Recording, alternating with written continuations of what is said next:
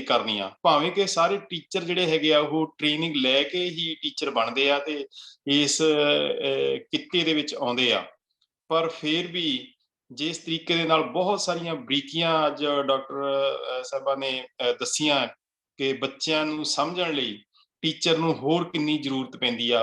ਭਾਵੇਂ ਕਿ ਟੀਚਰਾਂ ਨੂੰ ਕਾਫੀ ਟ੍ਰੇਨਿੰਗ ਹੁੰਦੀ ਆ, ਪਰ ਅਸੀਂ ਇਸ ਚੀਜ਼ ਦੀ ਲੋੜ ਜਿਹੜੀ ਹੈਗੀ ਆ ਉਹ ਹੋਰ ਡਾਕਟਰ ਆਸਾ ਸਿੰਘ ਘੁੰਮਣ ਹੋਣਾ ਤੋਂ ਪੁੱਛਾਂਗੇ ਕਿ ਵਾਕਿਆ ਹੀ ਟ੍ਰੇਨਡ ਟੀਚਰਾਂ ਨੂੰ ਜਿਹੜੀ ਟ੍ਰੇਨਿੰਗ ਦੀ ਹੋਰ ਜ਼ਰੂਰਤ ਹੈਗੀ ਆ। ਤੇ ਅੱਜ ਸਾਡੇ ਨਾਲ ਉਹ ਇਸ ਗੱਲ ਤੇ ਵਿਚਾਰ ਕਰਨਗੇ ਕਿ ਟੀਚਰਾਂ ਨੂੰ ਟ੍ਰੇਨਿੰਗ ਦੀ ਕਿੰਨੀ ਕੁ ਜ਼ਰੂਰਤ ਹੈਗੀ ਆ। ਤੇ ਮੈਂ ਰਿਕੁਐਸਟ ਕਰਾਂਗਾ ਕਿ ਡਾਕਟਰ ਆਸਾ ਸਿੰਘ ਜੀ ਘੁੰਮਣ ਉਹ ਇਸ ਗੱਲ ਨੂੰ ਪੂਰੀ ਤਰੀਕੇ ਦੇ ਨਾਲ ਖੋਲਣਗੇ ਕਿ ਟੀਚਰਾਂ ਦੀ ਟ੍ਰੇਨਿੰਗ ਦੀ ਕਿੰਨੀ ਕੁ ਲੋੜ ਹੈਗੀ ਆ।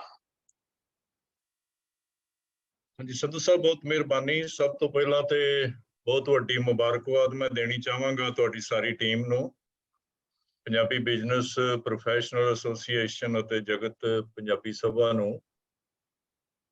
ਇਹਨਾਂ ਦੋਵਾਂ ਹੀ ਐਸੋਸੀਏਸ਼ਨਸ ਦੇ ਕਾਰਕੁਨਾਂ ਨੂੰ ਕਿ ਜਿਹੜੇ ਵਕਤ ਬਾ ਵਕਤ ਇਸ ਤਰ੍ਹਾਂ ਦੇ ਬੜੇ ਸਾਰਥਕ ਕਿਸਮ ਦੇ ਪ੍ਰੋਗਰਾਮ ਜਿਹੜੇ ਨੇ ਉਹ ਆਯੋਜਨ ਕਰਦੇ ਰਹਿੰਦੇ ਨੇ।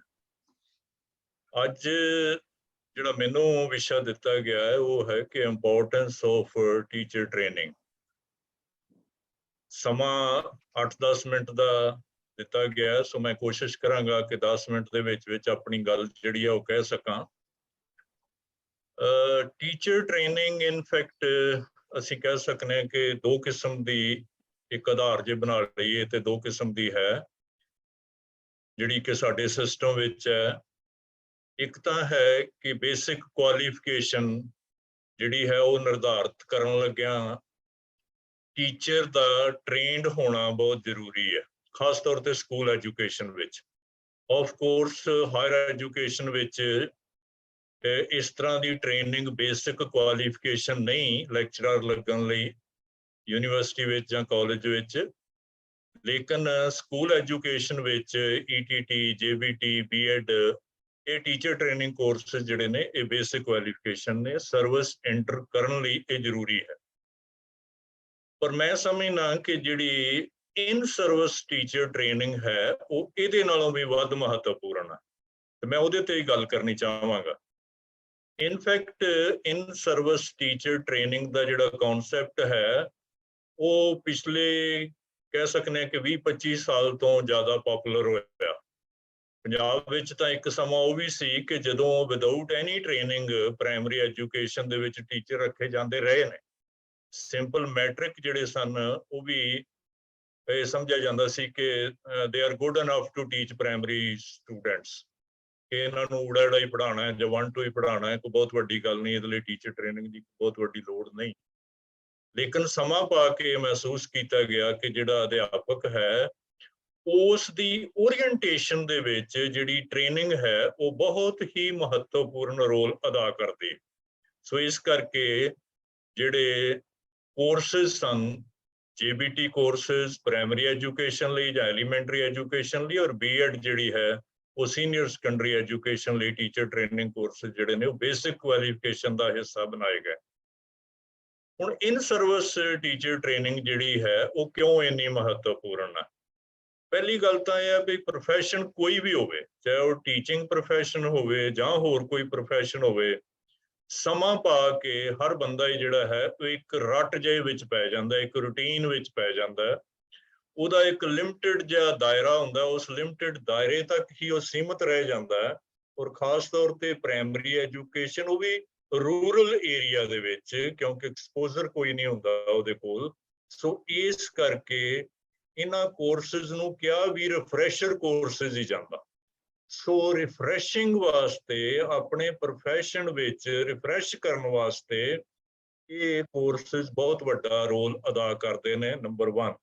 ਨੰਬਰ 2, ਜਿਵੇਂ ਕਿ ਇਹਦੇ ਵਿੱਚ ਸਬ ਟੌਪਿਕ ਜਿਹੜਾ ਉਹਦੇ ਵਿੱਚ ਲਿਖਿਆ ਵੀ ਸੀ ਕਿ ਅਪਡੇਟਿੰਗ ਆਫ ਨੌਲੇਜ ਜਿਹੜੀ ਹੈ, ਕਿ ਕੋਈ ਵੀ ਟੀਚਰ ਇੰਨਾ ਪ੍ਰਪੱਕ ਨਹੀਂ ਹੁੰਦਾ ਕਿ ਉਹ ਨਾਲ ਦੀ ਨਾਲ ਆਪਣੀ ਜਿਹੜੀ ਨੌਲੇਜ ਹੈ ਉਸਨੂੰ ਅਪਡੇਟ ਕਰਦਾ ਰਵੇ। ਉਹਦੇ ਵਾਸਤੇ ਉਸਨੂੰ ਬਹਿਰੂਨੀ ਜਿਹੜੀ ਮਦਦ ਹੈ ਉਸ ਦੀ ਲੋੜ ਪੈਂਦੀ ਹੈ। ਸੋ ਉਹ ਮਦਦ ਕਿੱਥੋਂ ਮੁਹੱਈਆ ਹੋਏਗੀ? ਉਹਦੇ ਆਲੇ ਦੁਆਲੇ ਇਸ ਤਰ੍ਹਾਂ ਦੇ ਕੋਈ ਸੋਰਸਿਸ ਨਹੀਂ ਹੈਗੇ। ਸੋ ਇਨ ਸਰਵਿਸ ਟੀਚਰ ਟ੍ਰੇਨਿੰਗ ਜਿਹੜੀ ਹੈ ਉਹ 5 ਸਾਲ ਬਾਅਦ ਜਾਂ 7 ਸਾਲ ਬਾਅਦ ਕੋਰਸਿਸ ਜਿਹੜੇ ਨੇ ਉਹ ਚਾਹੇ 1 ਵੀਕ ਕੋਰਸਿਸ ਹੋਣ ਜਾਂ ਸ਼ਾਰਟ ਕੋਰਸਿਸ ਜਾਂ ਛੁੱਟੀਆਂ ਦੇ ਵਿੱਚ ਸਮਰ ਕੋਰਸਿਸ ਹੋਣ, ਇਸ ਤਰ੍ਹਾਂ ਦੇ ਕੋਰਸਿਸ ਜਿਹੜੇ ਨੇ ਉਹ ਅਰੇਂਜ ਕੀਤੇ ਜਾਂਦੇ ਨੇ ਤਾਂ ਕਿ ਉਹਦੇ ਜਿਹੜੀ ਸਬਜੈਕਟ ਦੀ ਨੌਲੇਜ ਹੈ ਉਹਦੇ ਵਿੱਚ ਅਪਡੇਟ ਉਸ ਨੂੰ ਕੀਤਾ ਜਾ ਸਕੇ।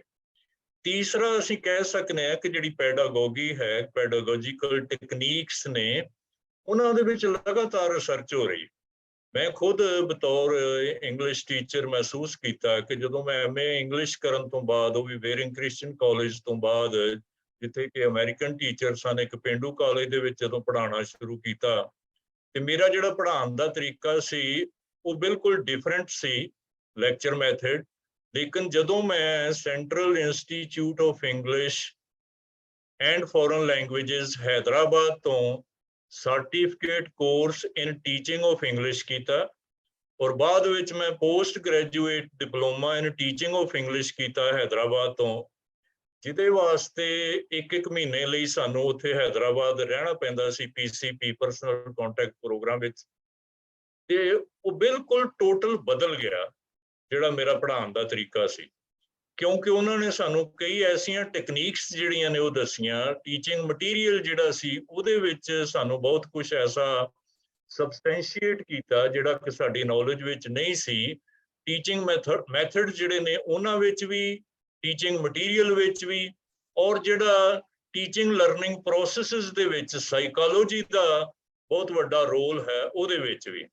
ਸੋ ਮੈਂ ਮਹਿਸੂਸ ਕਰਨਾ ਕਿ ਜਿੱਥੇ ਇਨ ਸਰਵਿਸ ਟੀਚਰ ਟ੍ਰੇਨਿੰਗ ਦੇ ਵਿੱਚ ਟੀਚਰ ਕਾਬਲ ਅਧਿਆਪਕਾਂ ਕੋਲੋਂ, ਜਿਹੜੇ ਕਿ ਟ੍ਰੇਨਡ ਕਰਨ ਵਿੱਚ ਕਾਬਲ ਹਨ, ਉਹਨਾਂ ਕੋਲੋਂ ਸਿੱਖਿਆ ਪ੍ਰਾਪਤ ਕਰਦਾ ਹੈ, ਨਾਲ ਦੀ ਨਾਲ ਇੰਟਰੈਕਸ਼ਨ ਜਿਹੜੀ ਅਮੰਗ ਦੈਮਸੈਲਵਸ ਹੁੰਦੀ ਹੈ ਟੀਚਰਸ ਦੀ, ਉਹ ਵੀ ਬਹੁਤ ਹੈਲਪਫੁਲ ਹੁੰਦੀ।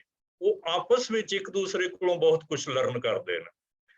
ਔਰ ਇੱਕ ਹੋਰ ਵੱਡੀ ਗੱਲ ਜਿਹੜੀ ਹੈ ਕਿ ਜਦੋਂ ਅਸੀਂ ਟ੍ਰੇਨਿੰਗ ਲੈ ਰਹੇ ਹੁੰਦੇ ਆ, JBT ਦੀ ਟ੍ਰੇਨਿੰਗ ਲੈ ਰਹੇ ਆ ਜਾਂ B.Ed ਦੀ ਟ੍ਰੇਨਿੰਗ ਲੈ ਰਹੇ ਆ, ਉਸ ਵੇਲੇ ਸਾਡਾ ਪ੍ਰੈਕਟੀਕਲ ਕਲਾਸਰੂਮ ਐਕਸਪੀਰੀਅੰਸ ਨਹੀਂ ਹੁੰਦਾ। ਸਮਾਂ ਪਾ ਕੇ ਸਾਨੂੰ ਫੀਡਬੈਕ ਜਿਹੜਾ ਮਿਲਦਾ ਰਹਿੰਦਾ ਹੈ, ਉਹਦੇ ਤੋਂ ਸਾਨੂੰ ਲੱਗਦਾ ਹੈ ਕਿ ਕਿੱਥੇ ਹੋਰ ਕਮੀਆਂ ਨੇ, ਜਾਂ ਜਿਹੜਾ ਥਿਓਰੈਟੀਕਲ ਨੌਲੇਜ ਸੀ ਉਹ ਕਲਾਸਰੂਮ ਦੇ ਵਿੱਚ ਪ੍ਰੈਕਟੀਕਲੀ ਉਸ ਨੂੰ ਇੰਪਲੀਮੈਂਟ ਕਰਦਿਆਂ ਕਿਹੜੀਆਂ ਪ੍ਰੋਬਲਮਸ ਜਿਹੜੀਆਂ ਆਉਂਦੀਆਂ, ਉਹਨਾਂ ਦੀ ਜਦੋਂ ਟ੍ਰੇਨਿੰਗ ਬਾਅਦ ਵਿੱਚ ਇਨ ਸਰਵਿਸ ਟੀਚਰ ਟ੍ਰੇਨਿੰਗ ਵਿੱਚ ਦਿੱਤੀ ਜਾਂਦੀ ਹੈ ਤਾਂ ਉਸ ਵੇਲੇ ਬੰਦਾ, ਟੀਚਰ ਜਿਹੜਾ ਹੈ, ਉਹ ਜ਼ਿਆਦਾ ਵਧੀਆ ਢੰਗ ਨਾਲ ਰਿਸੈਪਟਿਵ ਹੁੰਦਾ, ਕਿਉਂਕਿ ਉਹਨੂੰ ਪਤਾ ਹੈ ਕਿ ਪ੍ਰੈਕਟੀਕਲ ਗਰਾਊਂਡ ਤੇ ਕਲਾਸਰੂਮ ਵਿੱਚ ਬੱਚਿਆਂ ਦੇ ਨਾਲ ਜਦੋਂ ਉਹ ਵਾਬਸਤਾ ਹੈ ਤੇ ਉਸ ਵੇਲੇ ਦੇ ਵਿੱਚੋਂ ਕਿਹੜੀਆਂ ਗੱਲਾਂ ਨੇ, ਕਿਹੜੀਆਂ ਚੀਜ਼ਾਂ ਨੇ ਜਿਹੜੀਆਂ ਬਹੁਤ ਜ਼ਿਆਦਾ ਉਸ ਨੂੰ ਹੈਲਪਫੁਲ ਹੁੰਦੀਆਂ। ਸੋ ਇਸ ਕਰਕੇ ਉਹ ਜ਼ਿਆਦਾ ਇਨਵੋਲਵ ਹੋ ਜਾਂਦਾ। ਲੇਕਿਨ ਜਦੋਂ ਮੈਂ ਲਫ਼ਜ਼ ਇਨਵੋਲਵ ਤੇ ਆਉਣਾ ਜਾਂ ਮੋਟੀਵੇਸ਼ਨ ਤੇ ਆਉਣਾ ਤੇ ਉਹ ਇੱਕ ਬਹੁਤ ਵੱਡੀ ਸਮੱਸਿਆ ਵੀ ਬਣਦੀ ਹੈ ਕਿ ਜਿਹੜਾ ਇਨ ਸਰਵਿਸ ਟੀਚਰ ਹੈ ਉਸ ਨੂੰ ਕਿਸ ਤਰ੍ਹਾਂ ਇਨਵੋਲਵ ਕੀਤਾ ਜਾਏ, ਉਸ ਨੂੰ ਕੀ ਮੋਟੀਵੇਸ਼ਨ ਦਿੱਤੀ ਜਾਏ ਕਿ ਉਹ ਇਹ ਮਹਿਸੂਸ ਕਰੇ ਕਿ ਇਹ ਮੇਰੇ ਲਈ ਬਹੁਤ ਉਪਯੋਗੀ ਹੈ। ਬਹੁਤ ਵਾਰੀ ਮੈਨੂੰ ਪਤਾ ਹੈ ਕਿ ਜਿਹੜੇ ਟੀਚਰ ਨੇ ਉਹ ਇਸ ਨੂੰ ਇੱਕ ਬਰਡਨ ਦੇ ਤੌਰ ਤੇ ਸਮਝਦੇ ਨੇ ਵੀ ਯਾਰ ਰਿਫਰੈਸ਼ਰ ਕੋਰਸਿਸ ਜਾਂ ਓਰੀਐਂਟੇਸ਼ਨ ਕੋਰਸਿਸ ਜਾਂ ਇਨ ਸਰਵਿਸ ਟੀਚਿੰਗ ਸ਼ਾਰਟ ਕੋਰਸਿਸ ਜਿਹੜੇ ਨੇ ਸਾਡੇ ਲਈ ਕੰਪਲਸਰੀ ਕੀਤੇ ਨੇ।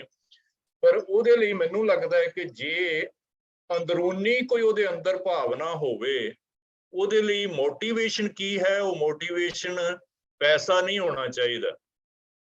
ਇੱਕ ਲਫ਼ਜ਼ ਮੈਂ ਵਰਤਿਆ ਸੀ ਕਿਤੇ ਔਰ ਉਹ ਚੱਠਾ ਸਾਹਿਬ ਨੂੰ ਬੜਾ ਪਿਆਰਾ ਲੱਗਾ ਕਿ ਹਰ ਵੇਲੇ ਇਹ ਸੋਚਣਾ ਕਿ ਮੇਰਾ ਇਨਕਰੀਮੈਂਟ ਲੱਗੇਗਾ ਜੇ ਮੈਂ ਆ ਸ਼ਾਰਟ ਕੋਰਸ ਕਰ ਲਾਂਗਾ, ਉਹ ਕਮੀਨਗੀ ਹੈ।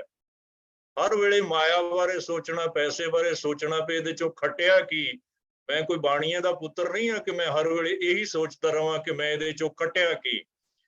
ਜਿਹੜੀ ਸੈਲਫ ਇੰਪਰੂਵਮੈਂਟ ਹੈ ਔਰ ਸਵੈ ਪੂਰਨਤਾ ਦੀ ਲਗਨ ਹੈ, ਇਹ ਦੋਵੇਂ ਰਿਫਰੈਸ਼ਰ ਕੋਰਸਿਸ ਜਿਹੜੇ ਸ਼ਾਰਟ ਕੋਰਸਿਸ ਮੈਂ ਤੁਹਾਨੂੰ ਦੱਸਿਆ, teaching of English post graduate certificate course in teaching of English from central institute of English and Hyderabad, ਉਸ ਵੇਲੇ ਜਦੋਂ ਮੈਂ ਗਿਆ ਸਾਂ ਉਦੋਂ ਤਾਂ ਟੈਲੀਫੋਨ ਵੀ ਹੈ ਨਹੀਂ ਸਨ ਔਰ ਘਰ ਵਾਲੀ ਨੂੰ ਚਿੱਠੀ ਲਿਖੀ ਦੀ ਸੀ, ਉਹ 10 ਦਿਨਾਂ ਬਾਅਦ ਕਿਤੇ ਪਹੁੰਚਦੀ ਸੀ। ਤੇ ਘਰ ਵਾਲੀ ਨੇ ਵੀ ਜੇ ਚਿੱਠੀ ਲਿਖਣੀ ਹੁੰਦੀ ਸੀ ਤੇ ਉਹ ਹਫ਼ਤੇ 10 ਦਿਨ ਨਹੀਂ 10-10 ਦਿਨ ਹੈਦਰਾਬਾਦ ਤੱਕ ਲੱਗ ਜਾਂਦੇ ਸੀ, ਔਰ ਨਾ ਉਹਨਾਂ ਵਾਸਤੇ ਕੋਈ ਇੰਕਰੀਮੈਂਟ ਹੀ ਸੀ। ਸੋ ਵੱਡੀ ਮੋਟੀਵੇਸ਼ਨ ਕੀ ਸੀ ਕਿ ਆਈ ਵਾਜ਼ ਅ ਬੈਟਰ ਟੀਚਰ। ਜਦੋਂ ਮੈਂ ਉਹ ਕੋਰਸ ਕਰਕੇ ਆਉਂਦਾ ਰਿਹਾ ਤੇ ਮੈਂ ਮਹਿਸੂਸ ਕਰਦਾ ਰਿਹਾ ਕਿ no I am a better teacher, ਔਰ ਉਸ ਬੈਟਰ ਟੀਚਰ ਦੀ ਬਦੌਲਤ ਜਿਹੜੀ ਹੈ ਉਹ ਮੈਨੂੰ ਅੱਗੇ ਨਾਲੋਂ ਵੱਧ ਮਾਣ ਸਤਿਕਾਰ ਜਿਹੜਾ ਸੀ ਉਹ ਵਿਦਿਆਰਥੀਆਂ ਵੱਲੋਂ ਮਿਲਦਾ ਰਿਹਾ। ਇਸੇ ਤਰ੍ਹਾਂ ਹੀ ਇੱਕ ਰਿਫਰੈਸ਼ਰ ਕੋਰਸ, ਇੱਕ ਓਰੀਐਂਟੇਸ਼ਨ ਕੋਰਸ ਮੈਂ ਸ਼ਿਮਲਾ ਯੂਨੀਵਰਸਿਟੀ ਤੋਂ ਕੀਤਾ, ਇੱਕ ਗੁਰੂ ਨਾਨਕ ਦੇਵ ਯੂਨੀਵਰਸਿਟੀ ਤੋਂ ਕੀਤਾ। ਵੈਸੇ ਤਾਂ ਮੈਂ ਹੋਰ ਵੀ ਬਹੁਤ ਕੁਝ ਕੀਤਾ, ਐਮਏ ਜਰਨਲਿਜ਼ਮ ਸਰਵਿਸ ਦੇ ਦਰਮਿਆਨ ਕੀਤਾ, ਐਮਫਿਲ ਕੀਤੀ, ਪੀਐਚਡੀ ਕੀਤੀ, ਉਰਦੂ ਦਾ ਕੋਰਸ ਕੀਤਾ, ਗੁਰਮਤ ਦਾ ਕੀਤਾ, ਸਾਰੇ ਇਨ ਸਰਵਿਸ ਹੋਏ ਨੇ, ਪਰ ਉਹ ਤੇ ਚਲੋ ਐਡੀਸ਼ਨਲ ਕੁਆਲੀਫਿਕੇਸ਼ਨ ਸਨ। ਹੋਰ ਤੇ ਹੋਰ ਐਮਏ ਜਰਨਲਿਜ਼ਮ ਵੀ ਕੀਤਾ, ਵੀ ਕੈਨੇਡਾ ਵਿੱਚ ਜਾ ਕੇ ਮੈਗਜ਼ੀਨ ਸ਼ੁਰੂ ਕਰਨਾ, ਅਖਬਾਰ ਸ਼ੁਰੂ ਕਰਨੀ ਹੈ। ਸੋ ਐਨੀ ਹੋ, ਜਿਹੜੇ ਇਨ ਸਰਵਿਸ ਟੀਚਰ ਟ੍ਰੇਨਿੰਗ ਕੋਰਸਿਸ ਨੇ ਉਹਨਾਂ ਦੀ ਇਫੈਕਟਿਵਨੈਸ ਜਿਹੜੀ ਹੈ ਉਹ ਵੀ ਬਹੁਤ ਜ਼ਰੂਰੀ ਹੈ।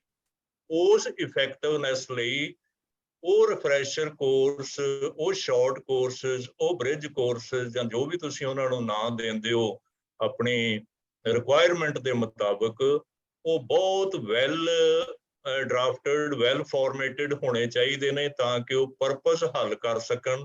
ਔਰ ਨਾਲ ਜਿਹੜਾ ਬਹੁਤ ਜ਼ਰੂਰੀ ਹੈ ਵੀ ਕਿਸ ਤਰ੍ਹਾਂ ਟੀਚਰ ਜਿਹੜਾ ਇਨ ਸਰਵਿਸ ਆ ਚੁੱਕਾ ਹੈ, ਜਿਹੜਾ ਹੁਣ ਤਨਖਾਹ ਲੈ ਰਿਹਾ, ਜਿਹੜਾ ਪਰਿਵਾਰ ਵਾਲਾ ਹੈ, ਉਸ ਦੇ ਅੰਦਰ ਇਹ ਲਗਨ ਕਿੱਦਾਂ ਪੈਦਾ ਕੀਤੀ ਜਾਏ ਕਿ ਸੈਲਫ ਇੰਪਰੂਵਮੈਂਟ, ਸੈਲਫ ਪਰਫਾਰਮੈਂਸ ਔਰ ਸਵੈ ਪੂਰਨਤਾ ਦੀ ਲਗਨ, ਪਰਫੈਕਸ਼ਨ ਵਾਲੇ ਪਾਸੇ ਨੂੰ ਤੁਰਨ ਵਾਲੀ ਜਿਹੜੀ ਲਗਨ ਹੈ, ਟੀਚਰ ਤੋਂ ਉਸਤਾਦ ਤੇ ਉਸਤਾਦ ਤੋਂ ਗੁਰੂ ਤੱਕ ਪਹੁੰਚਣ ਵਾਲੀ ਜਿਹੜੀ ਲਗਨ ਹੈ, ਜਿਸ ਨਾਲ ਮਾਨ ਸਤਿਕਾਰ ਸਮਾਜ ਵਿੱਚ ਵੀ ਮਿਲਣਾ ਤੇ ਵਿਦਿਆਰਥੀਆਂ ਵਿੱਚ ਵੀ ਮਿਲਣਾ, ਉਹ ਵੱਡੀ ਮੋਟੀਵੇਸ਼ਨ ਹੋਣੀ ਚਾਹੀਦੀ ਹੈ। ਨਾ ਕਿ ਇਹ ਕਿ ਮੈਨੂੰ ਇਨਕਰੀਮੈਂਟ ਕੀ ਮਿਲੇਗਾ ਜਾਂ ਉਹਦਾ ਫਾਇਦਾ ਕੀ ਹੋਏਗਾ।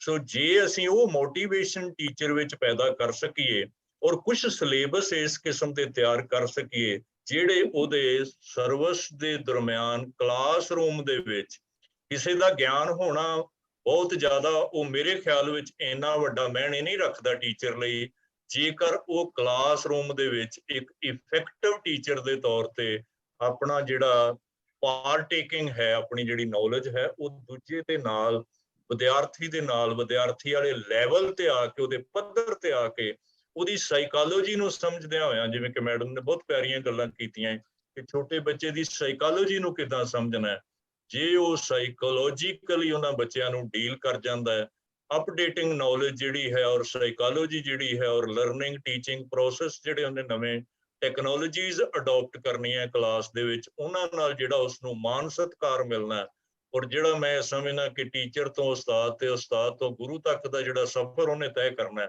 ਉਹ ਬੜੀ ਵੱਡੀ ਮੋਟੀਵੇਸ਼ਨ ਬਣ ਜਾਣੀ ਚਾਹੀਦੀ ਹੈ ਹਰ ਅਧਿਆਪਕ ਵਾਸਤੇ।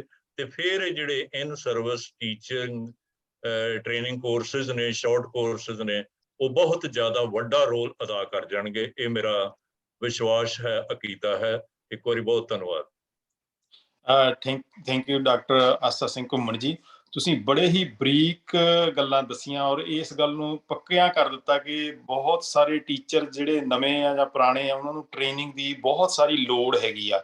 ਵੈਸੇ ਤਾਂ ਪਹਿਲਾਂ ਵੀ ਬਹੁਤ ਸਾਰੇ ਇਹੋ ਜਿਹੇ ਪ੍ਰੋਗਰਾਮ ਚੱਲਦੇ ਹੈਗੇ ਆ ਜਿਹੜੇ ਇਨ ਸਰਵਿਸ ਟੀਚਰ ਨੂੰ ਟ੍ਰੇਨਿੰਗ ਦੇਣ ਵਾਲੇ, ਪਰ ਤੁਸੀਂ ਇਸ ਗੱਲ ਨੂੰ ਪੱਕਿਆਂ ਕਰ ਦਿੱਤਾ ਔਰ ਅਸੀਂ ਵੀ ਜਿਹੜੇ ਇਹ ਸੋਚ ਰਹੇ ਸੀਗੇ ਕਿ ਟੀਚਰਾਂ ਨੂੰ ਟ੍ਰੇਨਿੰਗ ਦੀ ਬਹੁਤ ਜ਼ਰੂਰਤ ਹੈਗੀ ਆ, ਉਹ ਬਿਲਕੁਲ ਸਹੀ ਸਾਬਤ ਹੋਈ ਆ ਗੱਲ। ਔਰ ਆਉਣ ਵਾਲੇ ਕੁਝ ਸਮੇਂ ਦੇ ਵਿੱਚ ਇਹੋ ਜਿਹੇ ਜਿਹੜੇ ਪ੍ਰੋਗਰਾਮ ਉਹ ਵਿੱਢੇ ਜਾਣਗੇ ਜਿਨ੍ਹਾਂ ਦੇ ਵਿੱਚ ਟੀਚਰਸ ਨੂੰ ਟ੍ਰੇਨਿੰਗ ਦਿੱਤੀ ਜਾਊਗੀ ਉਹਨਾਂ ਦੇ